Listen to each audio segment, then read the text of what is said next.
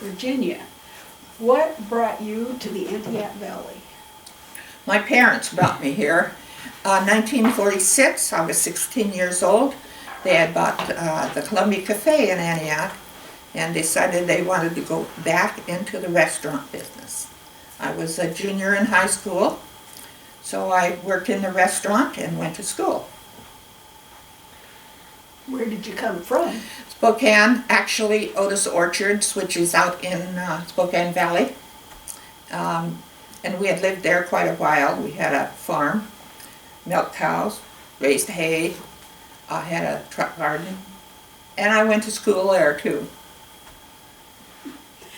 So your family made a living through orcharding or farming and then...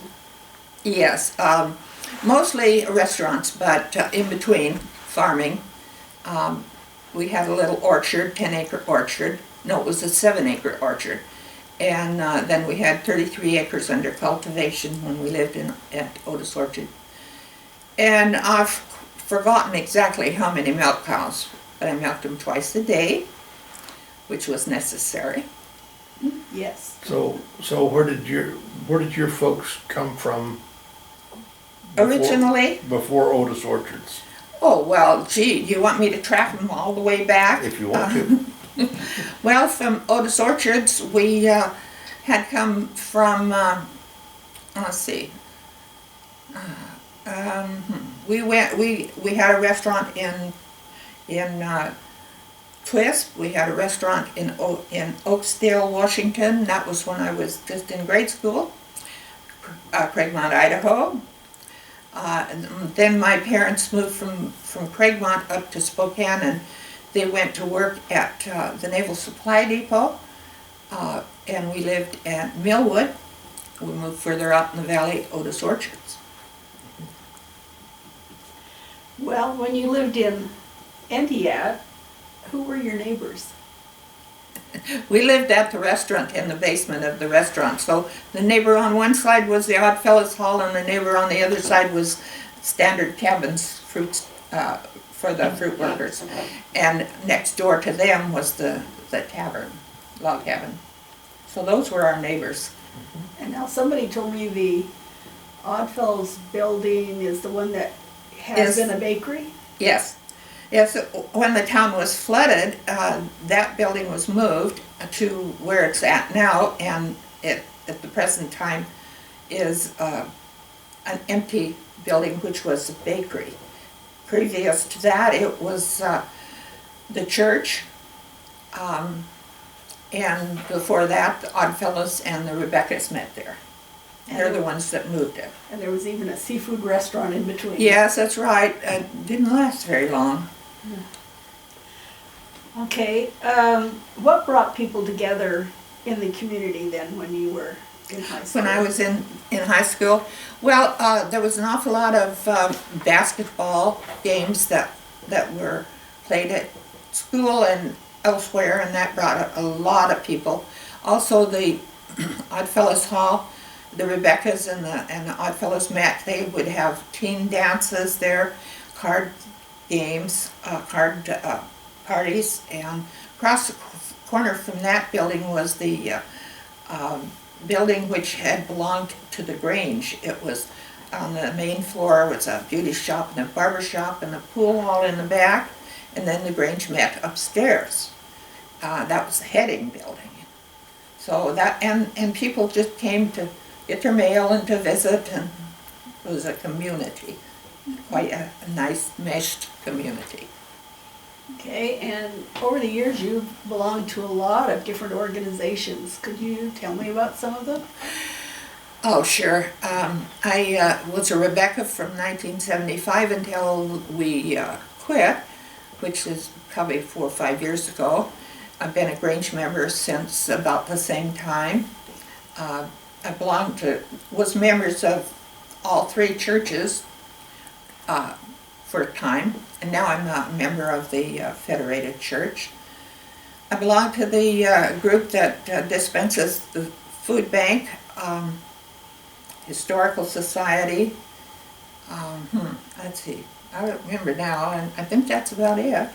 Women's Club?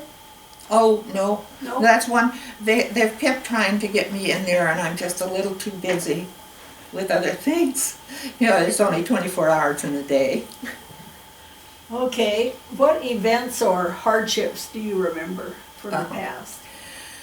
Well, that, I would have to go way back to when I was a child. That growing up was really tough. If you've read the information I wrote down, I was adopted when I was 9 years old, and I came from a family of 11 children.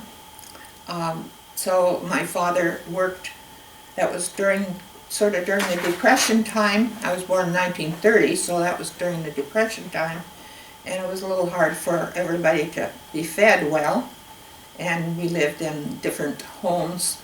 Probably when we owed the rent, we moved. I'm not sure about that, but sort of surmise that. Growing up with that many children and always being hungry, I can recall when I was a kid, 3 of us used to go to the neighbors and beg for food.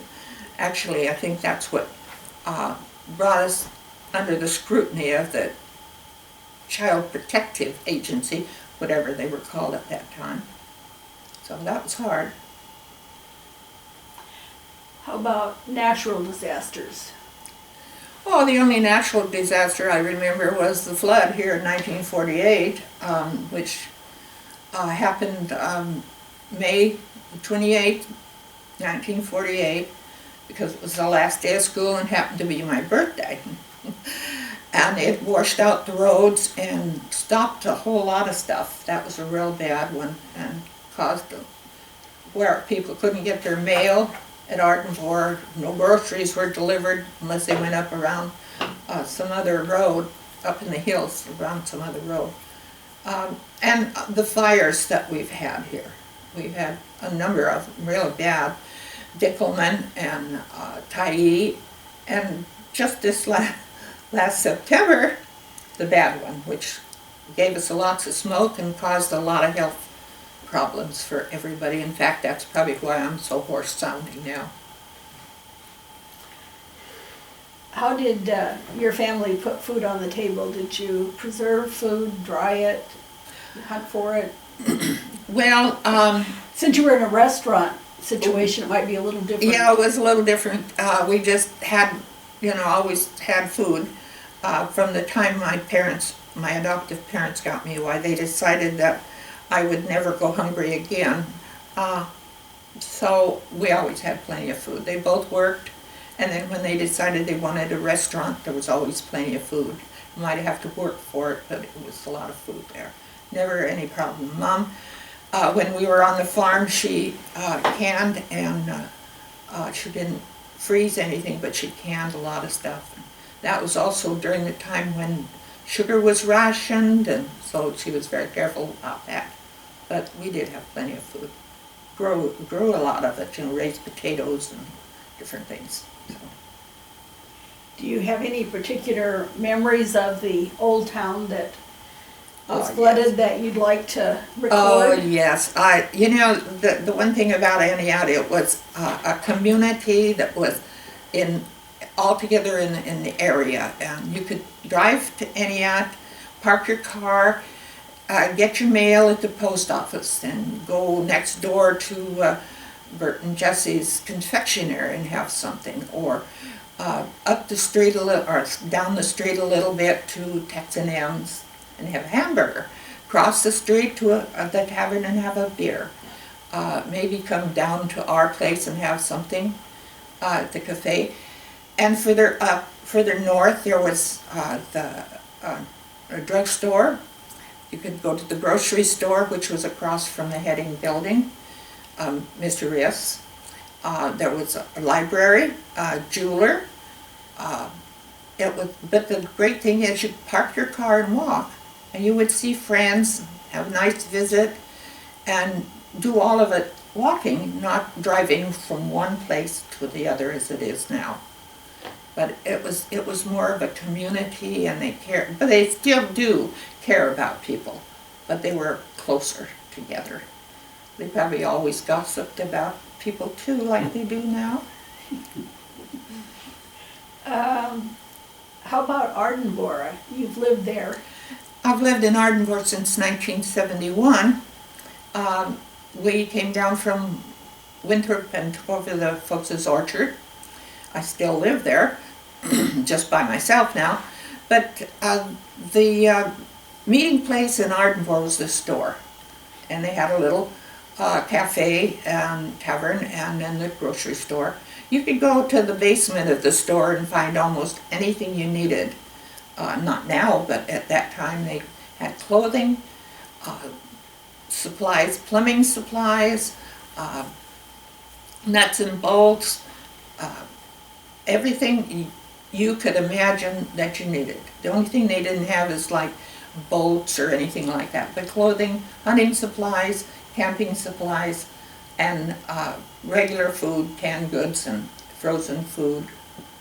And it was, you didn't have to go anywhere else, you could go there. A mini town in its own.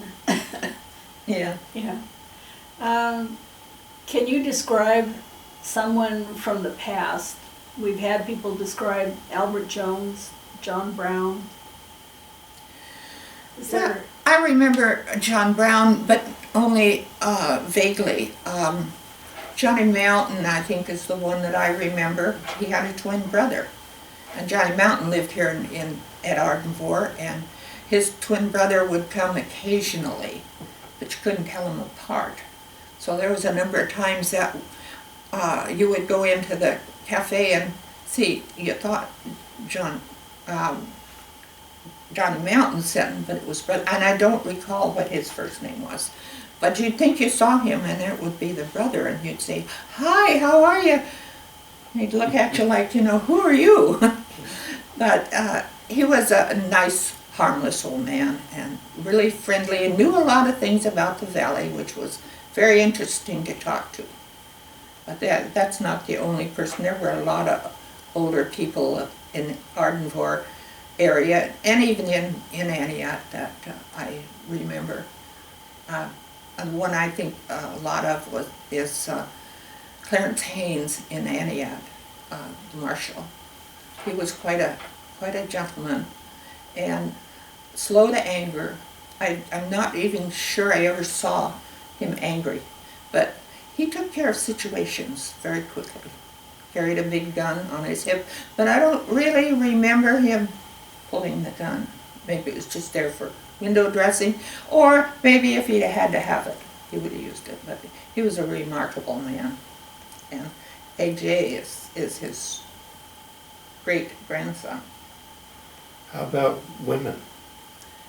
Oh my. Well, I didn't have a whole lot of, until after I married Bill, exposure to women, because I was working all the time. And but there were a lot of women that did a lot of things for the community. I think Kib Harris, let's see if I can remember anybody. Kib, I'm trying to remember her name. But there were a lot of people, and in the garden club, and in the Marion Wolf. I remember her. She was in the garden club. Actually, she's the one who drugged me into it, and I enjoyed it. But there were a lot of people that were working for the community in different organizations. what part of Entiat's past that no longer exists do you miss the most? Well, just the community, the way it was laid out, the whole thing. I miss the way you could walk down the street, see a friend or neighbor, and have a nice chat with them. The community is not the cohesive thing it was, and I miss that. Of course, I think that the park has changed considerably, because the little park that they had in the old town was just the first one there at the bottom of the hill. And that was a really nice area. The butcher shop was, you don't have a butcher shop. Well, you do at the store, but it was just a butcher shop. It wasn't a grocery store. So, and the saddle shop, you get your shoes repaired. Charlie Smith made saddles. In fact, he made one for me. It's just the fact that it was a small community, but it was friendly. I miss that. Oh, it's still friendly, but in a different way.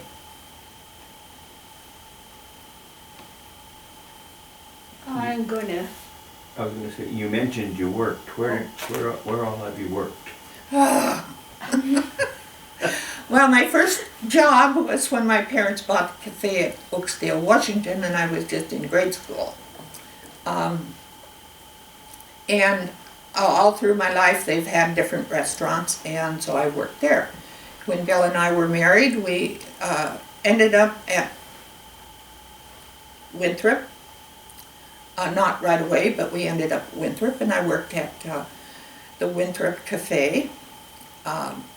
Came back down to Entiat, ran my parents' cafe, and then after they sold that and I had my children, I worked at the cafe that is now Mom's Kitchen.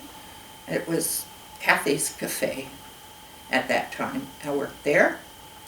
Then we eventually moved up to Ardenvoir, and I worked for 15 years at Cooper's store. So if you want a hamburger or breakfast or lunch, I could probably supply you. so you were. Not that I want to, but I could supply So you. you were the cook.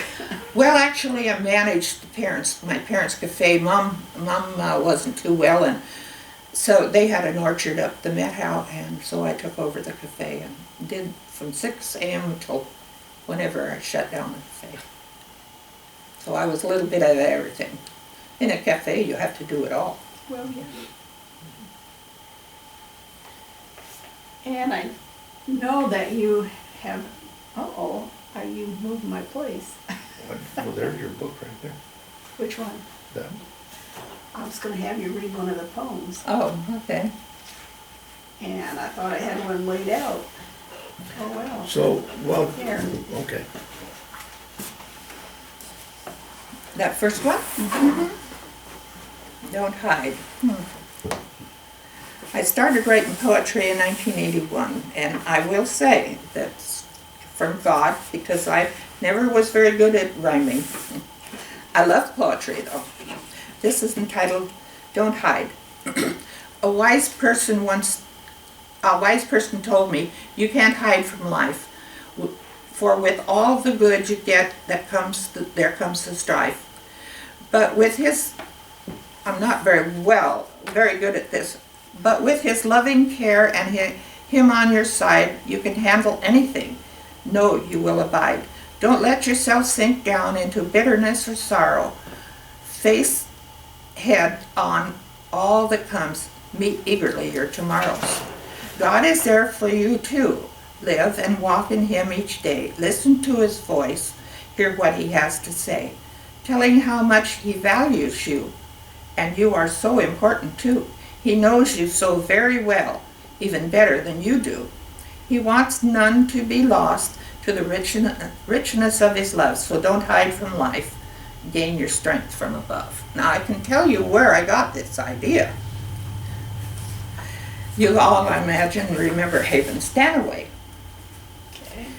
One day, I don't recall why we had this discussion, but we were talking, and I had said something to him, and he said, you can't hide from life. And he went out the door, and so that was the start of that poem.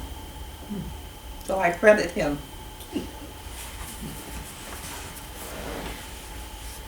Thank you. A lot of people in Entiat have written. Were you aware of some of the other people? Oh, well, yes. I have Bruce Foxworthy's book. I also have 2 copies of Shorty Long's book, the original and the corrected one. I don't think I have anything else, but I'm sure there's an abundance of authors that I'm not aware of. Ginger Sage. Oh yes, I have her book.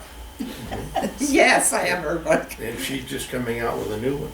Well, that's what I understand. I haven't, In one of the meetings, you mentioned that you had at your place a stagecoach. I do.